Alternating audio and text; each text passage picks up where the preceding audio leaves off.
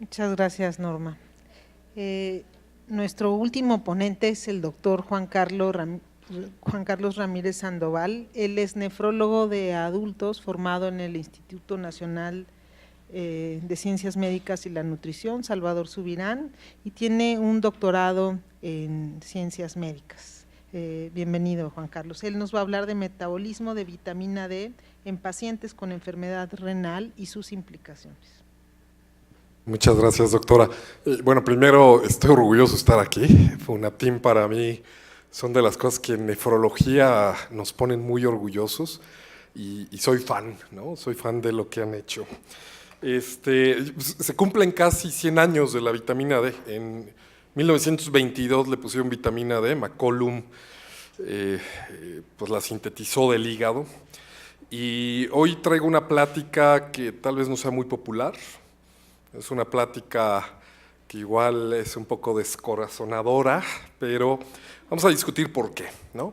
Entonces, son 4 ideas principales. La asociación entre insuficiencia renal y la hipovitaminosis D, lo vamos a discutir primero.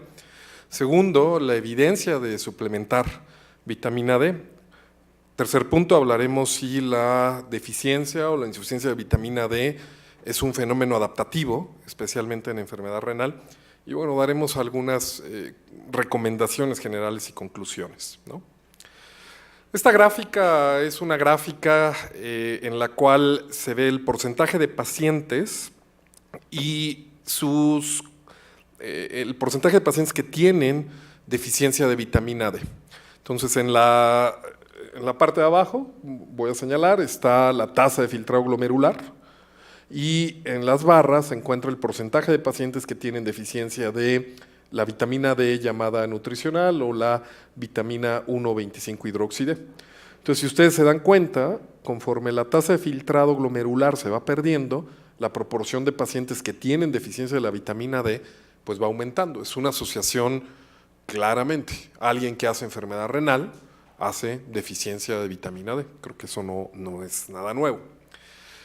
¿Por qué ocurre este fenómeno? Entonces, si hacemos un repaso muy breve del metabolismo de la vitamina D, pues habría que considerar 3 elementos claves. La participación de 3 tejidos: piel, hígado y riñón. Entonces, en esta caricatura, lo que estamos representando son las 2 grandes fuentes de vitamina D.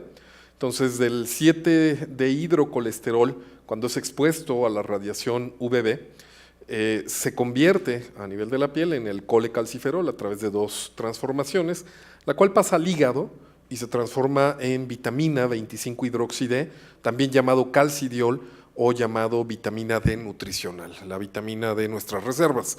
Existe una fuente importante a partir de la vitamina D2 llamada ergocalciferol, que no proviene de esta ruptura del anillo del 7-dehidrocolesterol, y que bueno, que también puede ser metabolizada y ser transformada en 25-hidroxide. Entonces, esta vitamina 25-hidroxide, calcidiol, es una hormona de baja potencia. Todos los tejidos las tienen. Yo no sé en este auditorio quién se haya medido concentraciones de 25-hidroxide.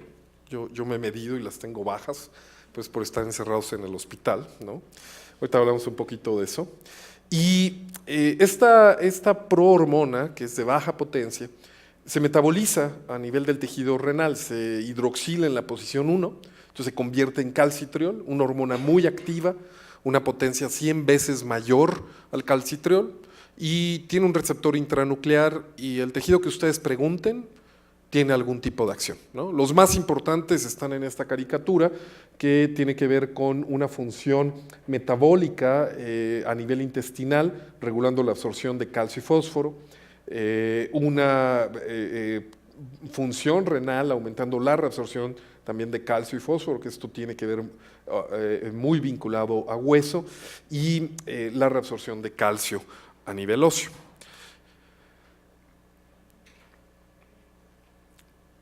En esta diapositiva estamos otra vez retomando este concepto. Entonces, aquí viene la síntesis de vitamina D3 a partir de la piel, ¿no?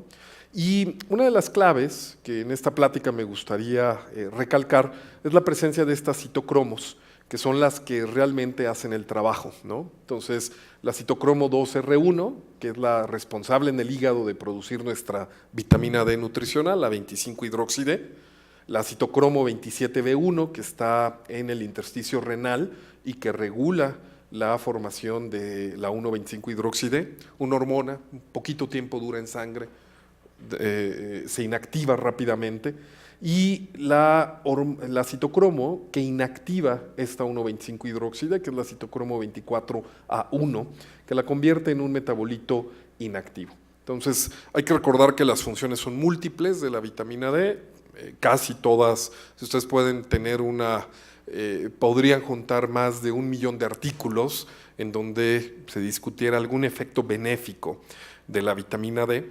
Y no solamente es una hormona, sino también tiene efectos autócrinos y parácrinos. Esto también es importante. Entonces, algunos tejidos pueden sintetizar su forma de vitamina D activa.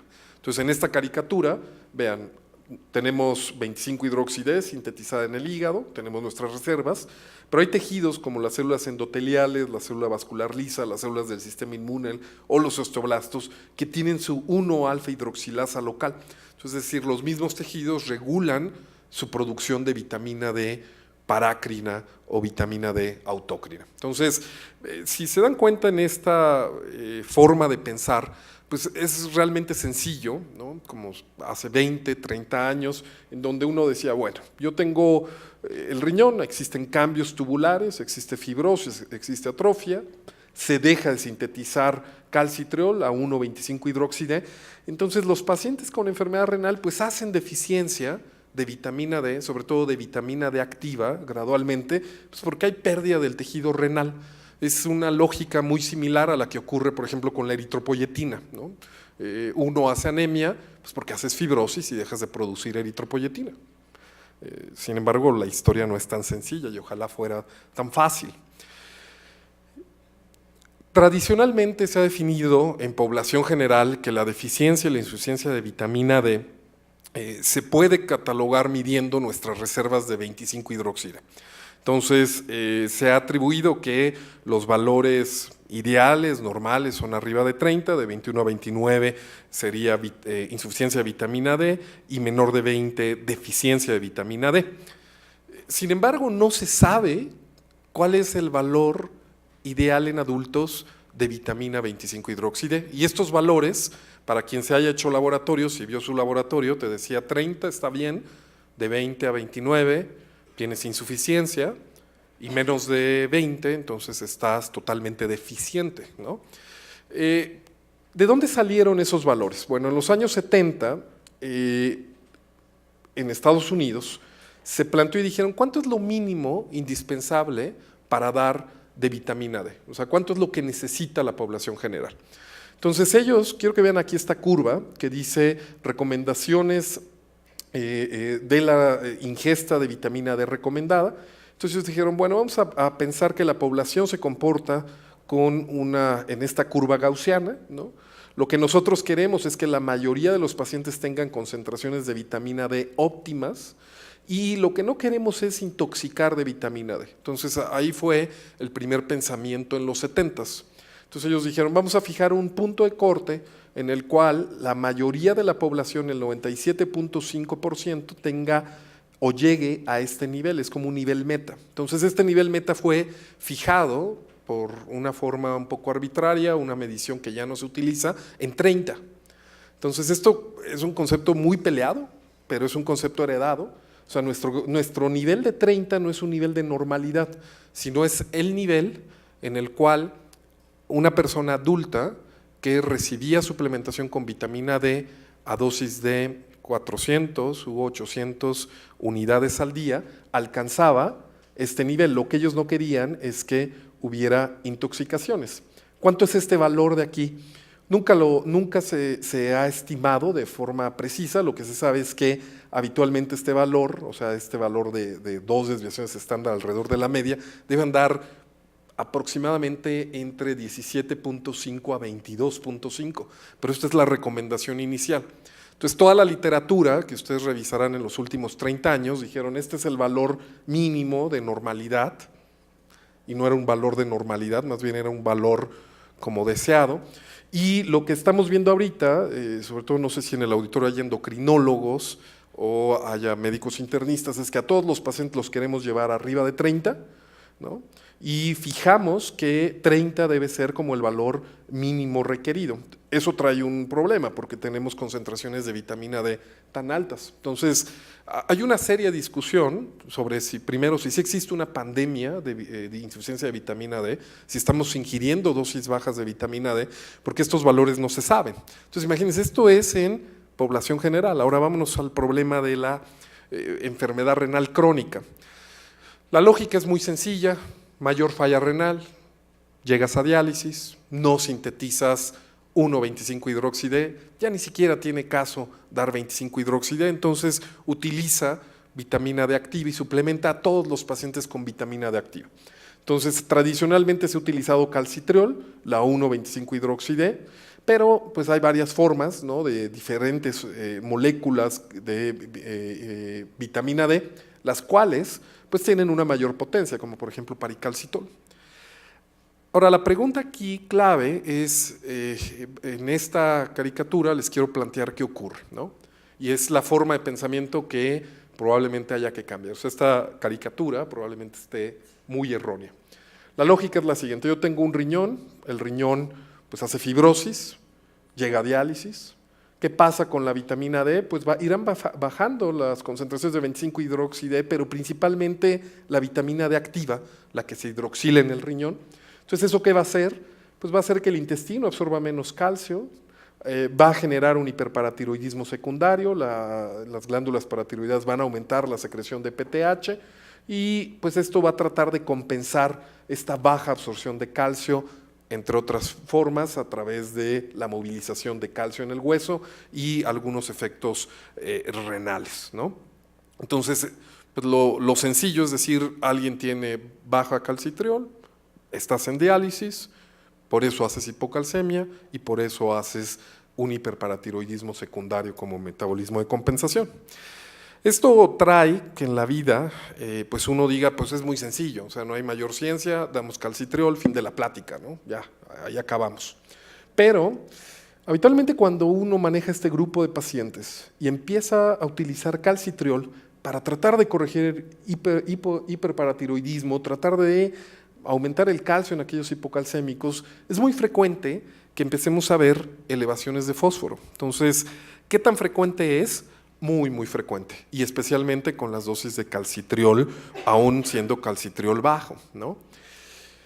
En el 2013 se publicó este metaanálisis, es un metaanálisis que dice, ok, vamos al ensayo clínico, tenemos pacientes con enfermedad renal crónica, metamos estudios observacionales, ¿qué les pasa cuando les damos calcitriol, ¿no? Entonces, en esta resumen, o sea, recuerden que aquí está la línea, de este lado está a favor de vitamina D, aquí está en contra de vitamina D. Si uno se fija, son pocos estudios, pero algunos de ellos son muy limítrofes, ¿no? Y algunos parece que había cierto beneficio, dando el final o la suma como una tendencia, ¿no? Entonces, estos eran estudios observacionales, pero en los últimos 5 o 6 años probablemente se haya juntado una mayor cantidad de ensayos clínicos. Y aquí les traigo, por ejemplo, el último metaanálisis, ¿no? Otra vez, ensayos clínicos, pacientes con enfermedad renal crónica. Aquí ya estoy juntando los últimos 10 años de investigación a favor de la vitamina D, en contra de la vitamina D. O sea, si el estudio está de este lado, quiere decir que es a favor, si está de este lado es que está en contra, y vean esta decepción, ¿no? Esta es una tristeza absoluta, o sea, pacientes con enfermedad renal crónica no afecta la mortalidad, o sea, cuando vemos la suma de todos los valores, de todos los estudios, pues el riesgo relativo pues es de prácticamente de 1. Ah, espérame, es que es enfermedad renal crónica. Mejor veamos pacientes en diálisis, pacientes que tienen mayor afección. Entonces aquí son los ensayos clínicos en pacientes en diálisis. No es mi interés que vean cada uno de los estudios, sino otra vez ver el resumen. Uno esperaría que todos los estudios o la mayoría de los estudios estuvieran de este lado, a favor. Si se dan cuenta, de hecho hay algunos que hasta parece que aumentan la mortalidad en diálisis. ¿Qué está pasando? ¿Dónde hemos fallado? O sea, en realidad no sirve dar suplemento de vitamina D en diálisis. ¿En dónde está el error, no? Entonces, hay varias editoriales porque dicen los nubarrones de la vitamina D. O sea, se ve el camino agreste, por allá habrá que hacer otra plática, no de enfermedad renal crónica, sino en general para lo que quieran, caídas, Parkinson, cáncer, y el panorama se ve un poco así para esta pobre vitamina en sus 100 años de vida. Apuesta. Miren, este es ¿qué pasa? ¿Por qué pueden estar fallando los estudios? ¿Por qué no está siendo útil en la forma que lo estamos abordando? Este es un vaso de un paciente que se encuentra sano. Ustedes pueden ver que es un vaso que tiene su endotelio, tiene su capa media, tiene su externa. Es un vaso elástico, retráctil, que está lleno de células vasculares lisas, contráctiles, y en este paciente de pronto empieza a hacer falla renal. La falla renal empeora, pierde volumen urinario, llega a diálisis, y si uno viera esas células vasculares lisas, empezaremos a ver que sufren una transformación fenotípica. Y se empiezan a transformar de células que sintetizan elastina a células que sintetizan una matriz de hueso. El paciente se pone hipertenso, se empieza a calcificar y empieza a hacer eventos de falla cardíaca, muerte cardiovascular. Y es la historia de los pacientes que duran mucho tiempo en diálisis. ¿Cuál es la razón? Se ha atribuido que hay un ambiente urémico. Una de las toxinas principales urémicas se ha atribuido que es la hiperfosfatemia. Concentraciones muy altas de fósforo en suero. Estas son microfotografías de sueros de pacientes con enfermedad renal crónica en diálisis. Se forman micelas y estas micelas radicalmente de calcio, si uno las pone en cultivos de estas células vasculares lisas, las células vasculares lisas se vuelven células que sintetizan hueso. Entonces, vean esta tinción, aquí ven una calcificación clásica de Mockenbeck, que tradicionalmente es en gente joven. Toda la media, ¿no?, está literalmente llena de hueso. Este vaso ya no es un vaso elástico, es un vaso que es piedra, es un vaso que va a estar con hipertensión, con pobre capacidad elástica. ¿Qué tiene que ver esto con la vitamina D? Uno de los, si me van siguiendo en la plática, uno de los efectos secundarios de la suministración o administración de vitamina D es la hiperfosfatemia, ¿no? Entonces uno diría, bueno, pues ¿qué tan frecuente es la hiperfosfatemia y qué tan riesgoso es la hiperfosfatemia? Esta es una gráfica clásica, ya lleva casi más de 15 años. Lo que están viendo aquí es el riesgo relativo de morirte y las concentraciones de PTH, fósforo, calcio en pacientes que se encuentran en diálisis. Entonces, si tú tienes tus valores de calcio, fósforo y PTH normales, tu riesgo es prácticamente de 1, ¿no? Por ejemplo, si tú tienes una concentración de fósforo muy alta, ¿no?, pues el riesgo aumenta, pero por ejemplo aquí, pacientes que no tienen ninguna, o sea que solamente no tienen ningún valor de calcio, fósforo, PTH corregido, el riesgo de morirte aumenta hasta un 50%. Por ejemplo, si tienes solamente el fósforo en el rango de meta, el calcio y la PTH no lo tienes normal, pues tienes un riesgo de morirte alrededor de 1.39. Aquí lo importante pues es que si entre más sean normales tus valores, pues tu riesgo de morirte disminuye, si los tres están alterados aumentan, pero lo que quiero que vean es la cantidad de pacientes que logran tener el fósforo normal, ¿no? Esto es una corte muy grande, casi 22,000 pacientes. O sea, aquí están pacientes que tienen PTH, fósforo y calcio normal, 12%. PTH y fósforo normal, 6%, calcio y fósforo normal, 19%, fósforo normal, 14%. O sea, si lo sumamos todos es menos del 40%. ¿Qué quiere decir esto? Que del 100% de nuestros pacientes que se encuentran en hemodiálisis, 40, 37, 38% de ellos serán candidatos a recibir vitamina D porque tienen concentraciones de fósforo relativamente normales, el resto no. Entonces, ¿qué implica esto? Que la vitamina D tiene, y esta es la apuesta, una ventana terapéutica, o sea, sí pudiera ser útil, pero es muy probable que la ventana terapéutica sea estrecha. ¿Por qué es estrecha? Aquí está la curva de muerte cardiovascular, ¿no? Si tienes concentraciones óptimas de vitamina D, estarías en la panza de la curva, pero si tienes concentraciones de vitamina D altas o inapropiadas, vamos a ponerlo así, habitualmente esos pacientes van a hacer hipercalcemia, van a hacer hiperfosfatemia y mayor muerte cardiovascular. Si la vitamina D es extremadamente baja, pues esos pacientes pueden tener diversos motivos por los cuales se puede desencadenar muerte cardiovascular, como por ejemplo mayor formación de células espumosas, un mayor grado de inflamación o hasta hipertensión. Entonces, si uno revisa estas curvas de cómo van cambiando el metabolismo mineral a medida que se pierde la tasa de filtrado glomerular, esta gráfica del doctor Kolff, de Miles Wolff, la resumiría muy bien. La vitamina D disminuye a consecuencia que va bajando la tasa de filtrado glomerular, pero hay otras, por ejemplo, el fósforo va aumentando, el PTH va aumentando, pero hay otras hormonas que van aumentando también, por ejemplo, vamos a hablar ahorita de esta, FGF23 o cloto, que presentan este comportamiento de asociación. ¿Dónde queda aquí la vitamina D? Entonces, hablemos un momento y hagamos un paréntesis. O sea, ya vimos que pocos pacientes van a poder recibir vitamina D, ya vimos que la hiperfosfatemia pudiera ser el vínculo entre este riesgo de muerte con vitamina D, pero tenemos que ver ahora la historia de cómo se regula el fósforo para probablemente entender este gran dilema de vitamina D. Paciente en diálisis, hace hiperfosfatemia. Un fenómeno biológico para controlar esta hiperfosfatemia es que a nivel de hueso los osteoblastos secreten una hormona, una fosfatonina que se llama FGF23. Todos la secretamos. Nosotros, ahorita que estaban hablando hace un momento de fósforo inorgánico, si alguien, aquí todos son muy sanos, no veo a nadie con una Coca Light, pero si alguien tomó refresco en este momento, una McDonald's que traiga ahí perdida abajo, unas papas Sabritas, ese fósforo que está tomando va a pasar, se va a guardar en hueso y en la noche va a secretar esta hormona. No la secreta ahorita, la secretará en la noche, tiene un patrón circadiano. ¿Qué hace esta hormona? Esta hormona se sintetizará en hueso, se secreta esta fosfatonina, llegará a nivel renal, se unirá a su receptor tipo 1 y a su correceptor, una proteína que se llama cloto, y fíjense qué interesante, lo que va a hacer a nivel renal es inhibir la hidroxilasa 27B1. ¿Qué quiere decir? Va a disminuir la producción de vitamina D. ¿Por qué vas a disminuir la producción de vitamina D?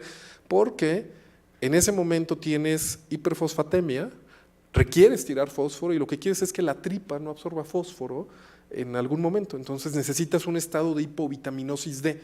Entonces todos los que ahorita han tenido una dieta no muy sana en este auditorio van a tener este fenómeno de manera nocturna, o sea, es decir, en algún momento de la noche se van a quedar con hipovitaminosis D, no van a secretar 1,25-hidroxi-D. No solamente eso, sino que la fosfatonina se va a unir a su receptor, disminuye la síntesis de calcitriol y va a hacer que el riñón secrete fósforo. Entonces, habitualmente esto va a ser en las noches, de forma nocturna, pero en enfermedad renal crónica este ciclo circadiano se pierde. Y lo más importante, no solo se pierde, sino que el correceptor de esta fosfatonina que se llama cloto se pierde también. Entonces, los pacientes que tienen enfermedad renal crónica habitualmente empezarán a hacer hiperfosfatemia, hiperparatiroidismo, concentraciones de FGF23 muy elevadas y resistencia a la fosfatonina, es decir, la fosfatonina no puede actuar porque se pierde su correceptor. ¿Qué quiere decir esto? Que estos pacientes van a tener inhibición de la fosfaturia, por ejemplo, cuando ya están llegando a diálisis. FGF23 disminuye la PTH, aquí no se va a lograr, y probablemente haya receptores no asociados a cloto que puedan dar mayor hipertrofia ventricular izquierda. Entonces, si uno se fija en este algoritmo, FGF23, que es una hormona presente en concentraciones muy altas en pacientes en diálisis, es una hormona que te disminuye las concentraciones de vitamina D y las disminuye por una sencilla razón, estás hiperfosfatémico, no requieres absorber vitamina D. Entonces, si regresamos a nuestro esquema, realmente no es que el túbulo tenga tanto daño, o sea, realmente no es que hayamos perdido la hidroxilasa, no es que tengamos una nefrectomía total, sino que la producción de calcitriol se encuentra disminuida. ¿Y por qué se encuentra disminuida? Porque en este ambiente de hiperfosfatemia, FGF23, que se encuentra muy elevada, disminuye la concentración de 25-hidroxide inhibiendo estas citocromos, las citocromos hepáticas, pero principalmente disminuye la citocromo 27B1. Entonces quiere decir que esos pacientes que estamos viendo que tienen hiperfosfatemia muy descontrolada, que están en diálisis y cuando medimos en sangre y vemos en sangre que tiene la 1,25-hidroxide muy baja, la razón no es que haya perdido el tejido renal, la razón es que se adaptó a este ambiente de hiperfosfatemia y de secreción de esta hormona. Entonces, probablemente sea uno de los actores principales en la disminución o estas concentraciones muy bajas, y obviamente a mayor pérdida renal, a mayor FGF23, pues tienes mayor mortalidad, ¿no? Entonces, es una asociación, sí, mayor deficiencia de vitamina D, mayor mortalidad, pero la relación no es que te falte la hormona, sino que más bien tienes un mecanismo, y aquí se describe uno, en donde se pueden tener estas concentraciones muy bajas. De hecho, si uno, por ejemplo, da una dosis fuerte de colecalciferol, ya ni siquiera estoy hablando de calcitriol, y doy un buen aporte de calcio, habitualmente lo que uno observa es que FGF23 aumenta. Ya no hablemos de calcitriol o paricalcitol. Si yo doy 1,25-hidroxide, o sea, vitamina D activa a este grupo de pacientes y les mido su FGF23 habitualmente, esto aumenta. Y todavía ahorita se están descubriendo algunas otras vías que insisten en que esto puede ser un fenómeno adaptativo. Entonces, esclerostina es una proteína sintetizada a nivel del osteocito. La historia es muy interesante de esclerostina, ya por tiempo no se las platico, pero nada más quédense con esta idea. Si no tienes esclerostina, tu hueso es duro, no se rompe. Hay medicamentos que se dan para inhibir esclerostina, esta vía, y entonces ya no te fracturas, ¿no? Hay gente que tiene mutación en esto, no puede nadar porque tiene un hueso duro que se ahoga, ¿no? En este tipo de mutaciones. Pero fíjense que en falla renal, la vía de esclerostina está muy activada. ¿Qué hace la esclerostina? Esclerostina es uno de los principales agentes que inhibe la producción de PEX.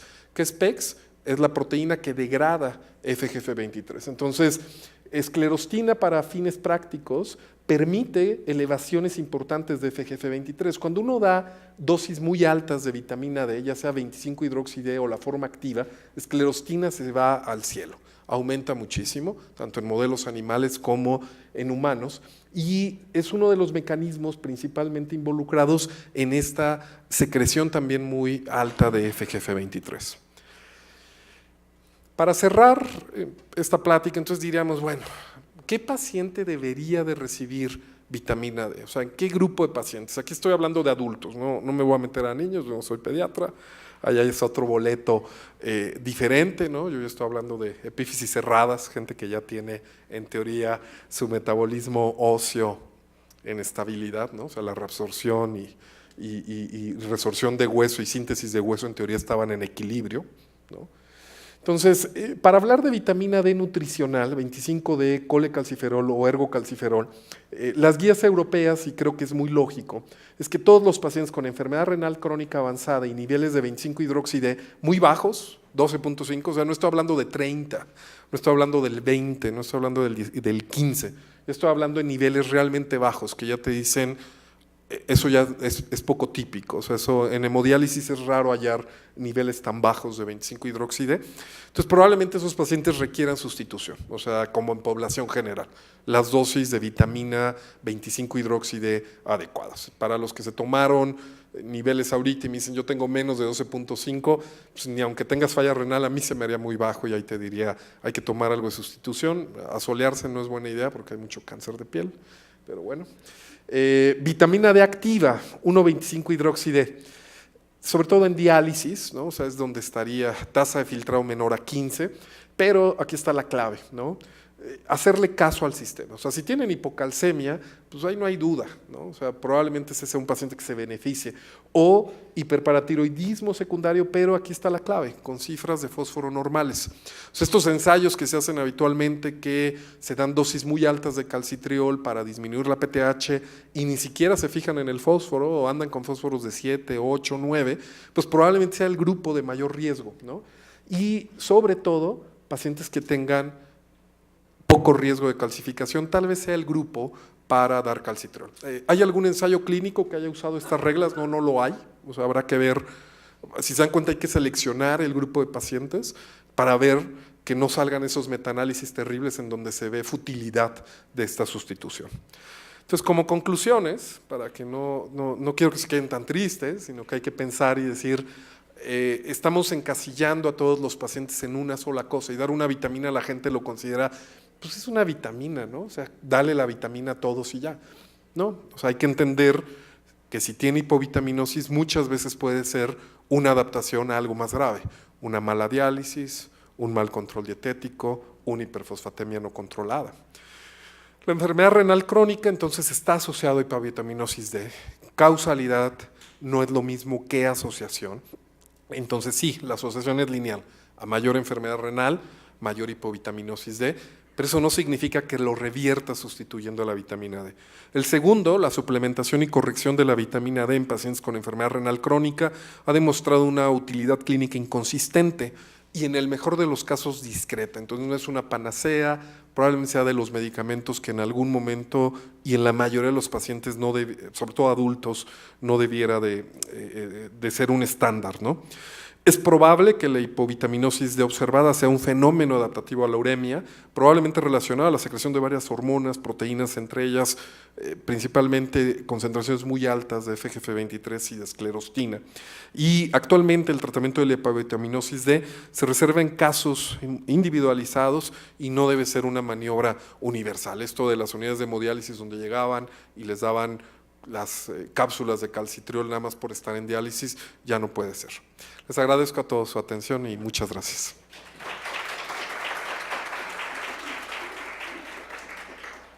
Muy bonita plática, ¿eh? Se nota que haces investigación, ¿verdad? Sí. Falta investigar mucho más en vitamina D, pero buenos protocolos, ¿no? No, sí. ¿Alguna pregunta por aquí? Muchas gracias, Juan Carlos, me gustó mucho. ¿Qué hay de los pacientes con trasplante renal? Nosotros estamos, digamos, viendo lo de densitometrías, cómo van cambiando pre y post trasplante. La mayoría de nuestros niños, de hecho, tienen adinamia de huesos y les hacemos la biopsia, pues precisamente porque usando estas dosis altas de calcitriol, bajas la PTH y el hueso se te va para el otro lado, ¿no?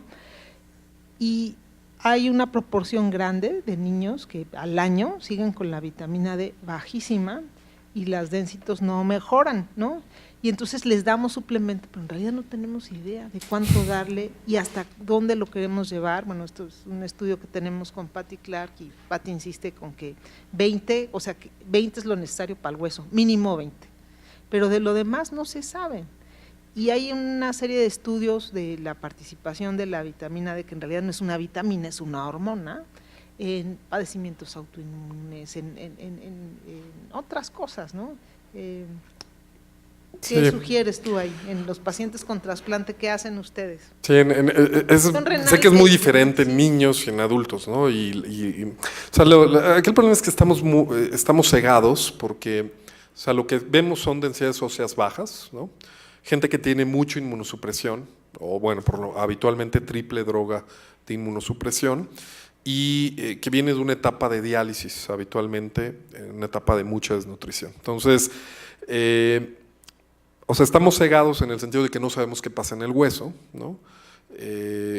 No sabemos exactamente cuál es el tipo de comportamiento de hueso, lo que sabemos es que hay baja densidad mineral ósea, pero las enfermedades de hueso pueden ser varias.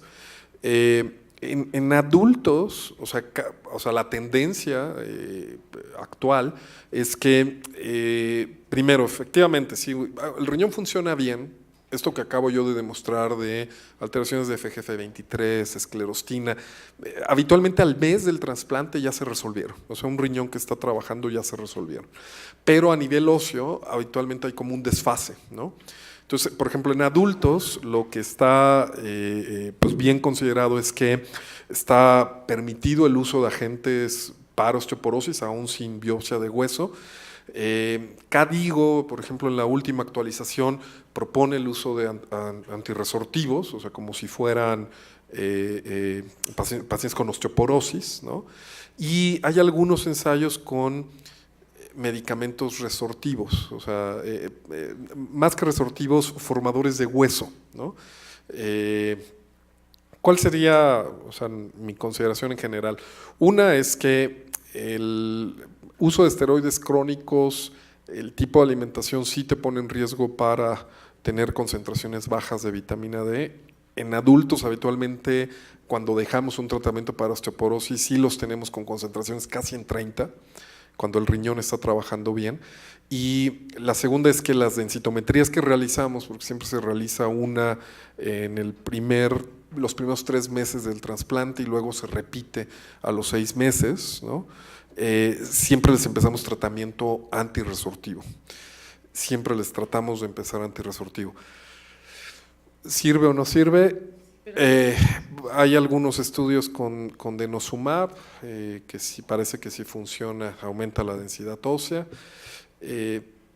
Pero bueno, creo que en términos generales como que ese es el algoritmo que por lo menos en mi centro seguimos, ¿no? Si está bien o está mal. La frecuencia de hipofosfatemia post-trasplante, porque los niveles de tacro se pueden relacionar con hipofosfatemia. Y hay pacientes que quedan, o sea, que hacen unas hipofosfatemias bárbaras post-trasplante y que hay que darle solución de fosfatos. No sé si ustedes los han tenido. Sí, casi siempre corresponde, las primeras semanas, hay que recordar que tienen esta fosfatonina muy alta. Entonces te ponen un nuevo riñón, el nuevo riñón tiene cloto, o sea, sí tiene su cotransportador, y la fosfatonina secreta y vas a hacer hipofosfatemia a veces severa, o sea, con concentraciones abajo de 1.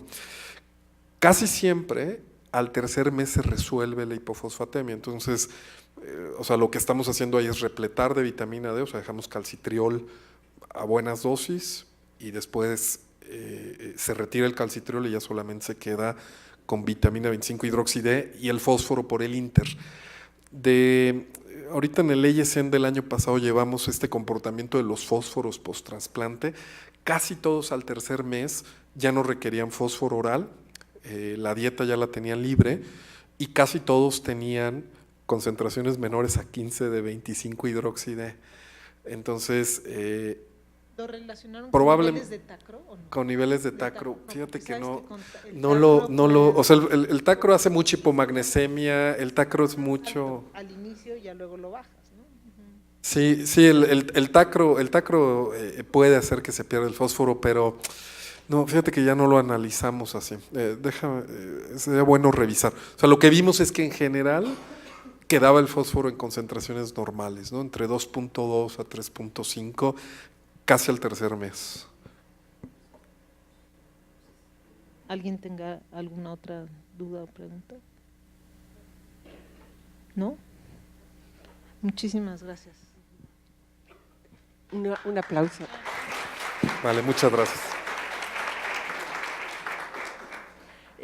Bueno, pues muchísimas gracias. Las constancias para todos, ponentes y asistentes, se las vamos a estar enviando a partir de lunes.